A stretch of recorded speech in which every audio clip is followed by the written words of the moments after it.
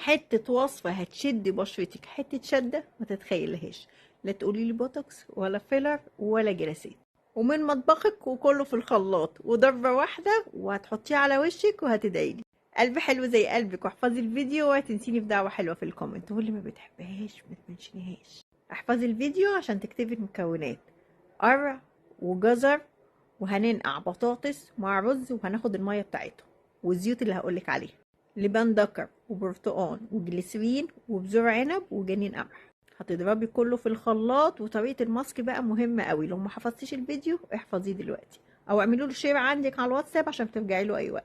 هتغسلي بشرتك كويس جدا، وبعد كده تعملي فوطة سخنة، ايوه فوطة سخنة زي بتاعت زمان، وتحطيها على بشرتك وتسيبيها لحد ما المسام تتفتح كويس جدا. وبعد كده تنشفي كويس وتطبقي الماسك على بشرتك وتسيبيه تلت ساعة، وبعد كده تعملي مساج لبشرتك بالماسك اللي محطوط عليه. وبعد كده تغسليه طبعا وبصي في المراية وادعيلي، خاصة لما ترطبي بزيت الجليسرين مع جنين القمح نقط منهم مع بعض، وابتدي اعملي مساج لبشرتك بعد ما تغسليها، وشوفي الشدة واللمعة في بشرتك هتبقى عاملة ازاي. عايزة الوصفة مكتوبة برضو عنيا الاتنين، سيبي كومنت وهكتبها لك كاملة. لو مالكيش في الوصفات عليكي وعلى مجموعة ترميم البشرة اللي بتودي بشرتك في حتة تانية ونازل عليها بدل الخصم 2.